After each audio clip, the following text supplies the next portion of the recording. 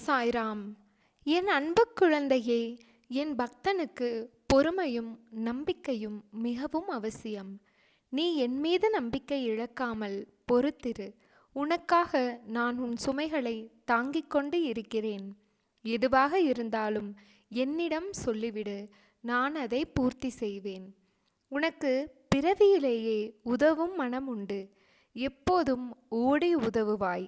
ஆனால் உனது கஷ்டங்களை பங்கு போட யாருமே முன்வரவில்லை.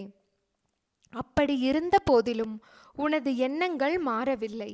ஏனென்றால் ரசித்து ரசித்து வாழ்ந்து கொண்டு இருக்கிறாய். உன்னைப் போல் யாருமே இல்லை. கொடுத்துத்தான் பழக்கம், வருந்தி பழக்கம் இல்லை. கடுமையான துன்பத்தில் கூட அனைத்தையும் தாங்கிக் கொள்ள நினைக்கும் உன் மனம் நான் இருக்கிறேன் என்று தைரியமாக முன்னின்று பேசத் துடிப்பாய். ஏன் இப்படி நீ துடிக்கிறாய்? நீ கடந்து வந்த பாதைகள் பல உண்டு. வாழ்க்கையில் அனைத்தும் கிடைத்து அனுபவிக்க முடியாமல் அனைத்தையும் இழந்து மீண்டும் ஏறி வந்த பாதையை தேடி வந்திருக்கிறாய். உனது விடாமுயற்சி, குறிக்கோள்கள், இடைவிடாது நீ வினவும் என் நாமம், என்னை பற்றி முழுமையாக எடுத்துரைத்தல் என இப்படி செய்து கொண்டு இருக்கிறாய். எந்த சூழ்நிலையிலும் கவலை வேண்டாம், கலங்காதே. நான் உன்னை பாதுகாப்பேன். உண்மையான பக்தி ஒன்றே வாழ்க்கையில் மேலே வருவதற்கான அறிகுறி. உனது பூர்வ ஜென்ம சாபக்கேடுகள் இப்போது அனைத்தையும் நான் விளக்கி நீ இழந்தது அனைத்தும் மீண்டும் உனக்கு தேவைப்படும் காலகட்டத்தில் உன்னை தேடி வந்தடையும். காத்திரு, உன் வாயிற்கதவை தட்ட விரைவில் நான் வருவேன். என் பிள்ளையே, எனக்கு மட்டும் ஏன் புது புது பிரச்சனைகள் வந்து கொண்டே இருக்கிறது, என்னால் சமாளிக்க முடியவில்லையே என்று புலம்பாதே. பிரச்சனைகள், துயரங்கள், சந்தோஷம், செல்வம், அதிகாரம் எதுவாயினும் அவை அனைத்தையும் கடந்து போகத்தான் வேண்டும். ஏனென்றால் இங்கு எதுவும் நிரந்தரமில்லை. நம்பிக்கையோடு இரு. உனது எண்ணங்கள் கூடிய விரைவில் நிறைவேறும். சந்தேகமே வேண்டாம். பிரச்சனைகளை எதிர்கொள்ளும் போது தைரியத்தை இழந்து விடாதே.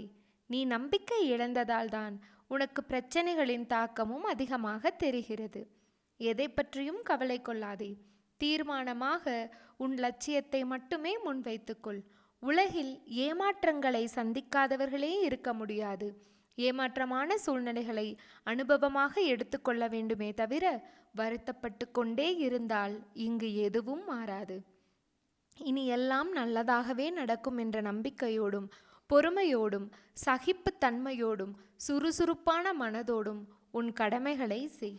உன்னுடைய காரியம் நிச்சயம் கைகூடும். உன்னை வெற்றியின் பாதைக்கு கைப்பிடித்து அழைத்து செல்லவே உன்னை இவ்வாறு செய்ய பணிக்கிறேன். உனக்கு எல்லா சூழ்நிலைகளிலும் நான் துணை நிற்பேன். என் மீது நம்பிக்கை வைத்து செயல்படு. நான் இருக்கின்றேன் உன்னோடு என்றும் என்றென்றும். நல்லதே நடக்கும். நீ என் பரிபூரண அருளும் ஆசீர்வாதமும் பெற்ற என் அன்பு குழந்தை. வாழ்க்கையை நினைத்து பயக்காதே. உன்னுடன் எப்பொழுதும் உன் சாயப்பா நான் இருக்கின்றேன். வாழ்வில் நடக்கும் இன்ப துன்பங்களை உள்ளது உள்ளபடி ஏற்கும் மனப்பான்மையை முழுமையாக வளர்த்துக்கொள். நீ எந்நேரமும் கவலைகளாலும் விரக்தியாலும் மூழ்கியே இருப்பதால்தான் உன்னுடைய கடமைகளில் கவனம் சிதறுகிறது. எப்பொழுதும் வீழ்ந்து கொண்டே இருக்கிறோமே என்று அருவிகளோ, காலையில் பூத்து மாலையில் வாடி விடுவோமோ என்று மலர்களோ வருந்துவதில்லை. வீழ்ந்த அருவியே அகண்ட ஆறாக நம் வாழ்வதற்கு தேவையான வற்றாத ஜீவநதியாக ஓடுகிறது.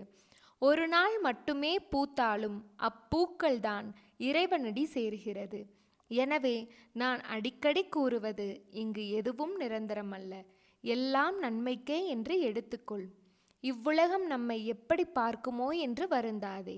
இங்கு உள்ளவர்களின் பார்வைக்கு நீ விளக்கம் அளிக்க முடியாது.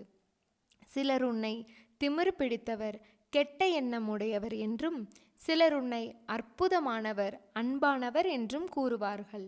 யார் எதை கூறினாலும் நீ உன் வாழ்வில் நேர்மையாகவும் உண்மையாகவும் இரு. உன் உழைப்பு என்றும் வீணாகாது. வாழ்க்கையில் முன்னேற வேண்டுமே ஆனால் உன்னை பற்றி மற்றவர்களின் மதிப்பீடுகளிலிருந்து உன்னை மேம்படுத்த தேவையானதை மட்டும் எடுத்துக்கொள்ள வேண்டும். மற்றதை கவனத்தில் எடுத்துக்கொள்ளாதே. உனக்கு தேவையற்ற வீண் சொற்கள் மனதில் இருந்து அழித்துவிடு. அச்சொற்களை உன் மனதை தேக்கி வைத்து உன் வளர்ச்சியை நீயே தடையாக இருக்காதே. கவலைப்படாதே, நான் இருக்கின்றேன் உன்னோடு என்றும் என்றென்றும். நல்லதே நடக்கும். நீ என் பரிபூரண அருளும் ஆசீர்வாதமும் பெற்ற அன்பு குழந்தை. எது உன்னை துன்புறுத்தினாலும் கவலைப்படாமல் இரு. எது வந்தாலும் எதிர்த்து நின்று போராடு. எதுவும் என்னை மீறி நடக்காது என்பதை தீர்க்கமாக நம்பு. அனைத்தும் நன்மைக்கே என்பதை தீர்க்கமாக நம்பு. சகித்து கொள்ள முயற்சி செய். எனது தாமரை பாதங்களில் சமர்ப்பித்து விடு. இங்கு எதுவும் நிரந்தரமில்லை. எல்லாம் ஒரு நாள் மாறும். என்னை நம்பி வந்த உன்னை எத்தனை ஜென்மங்கள் எடுத்தாலும் நான் தாங்கி நிற்பேன். ஆரம்பத்தில் என்னை நிராகரித்து உன் மனம் போன போக்கில் சென்றாய்.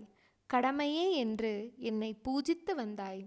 ஆனால் காலங்கள் பல கடந்து பலமுறை அற்புதங்களை நிகழ்த்தி என்னை நீ புரிந்து கொள்ள வைத்தேன்.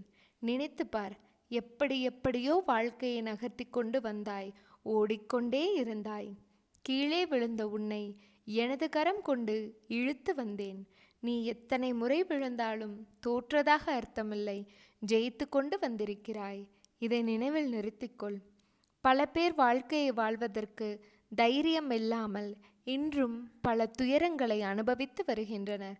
ஆனால் நீயோ அனைத்தையும் கடந்து நானே கதி என்று என்னை நம்பி என்னிடத்தில் ஒப்படைத்து என்னை விடாமல் பூஜித்து கொண்டு இருக்கிறாய். உன்னை வழிநடத்தும் ஆசான் நான். உன்னை வாழ்க்கையில் அனைவரும் வியக்கும் வண்ணம் உயர்த்துவது எனது கடமை. நான் இருக்கின்றேன், நம்பிக்கை இழந்து விடாதே. அனைத்தும் என்னையே சேரும். எதுவாக இருந்தாலும் என்னிடம் சொல்லிவிட்டு செயல்படு. என் பரிபூரண ஆசீர்வாதம் உனக்கு எப்போதும் உண்டு. உனது கர்ம பலன்களை விளக்கி உன்னை வாழ வைப்பது எனது பொறுப்பு. பொறுமையாக இரு, நான் இருக்கின்றேன் நிழலாக என்றும் உனக்காக. நீ செல்லும் இடங்களிலெல்லாம் பய பக்தியோடும் உண்மையோடும் ஆன்ம உணர்வோடும் கண்ணீரோடும் நீ என்னிடம் செய்கின்ற பிரார்த்தனைகளை கேட்டுக்கொண்டுதான் இருக்கின்றேன். நான் அளிக்கும் பதில்களை உன்னால் புரிந்து கொள்ள முடியாமல் போய்விடுவதால் உன் மனம் போன போக்கில் சுதந்திரமாக நடந்து அவற்றை தட்டி கழித்து விடுகிறாய். பலனை நீ அடைய முடிவதில்லை. உன் விருப்பப்படி செய்யவும் நடக்கவும் வாழவும் நான் உனக்கு சுதந்திரம் கொடுத்திருக்கிறேன். அதனால்தான் என் செய்கைகளை புரிந்து கொள்ளாமலும் உனது சுயமான போக்கின்படி உன்னால் நடக்க முடிகிறது. இந்த சுதந்திர உணர்வுதான் உன்னை இந்தளவு கீழே இறங்க வைத்து விட்டது. கீழே இறங்கிவிட்டோமே என்று நீ வருத்தப்படுகிறாய். கீழே வந்துவிட்ட போதும் உன்னை நினைத்து நான் பெருமைப்படுகிறேன்.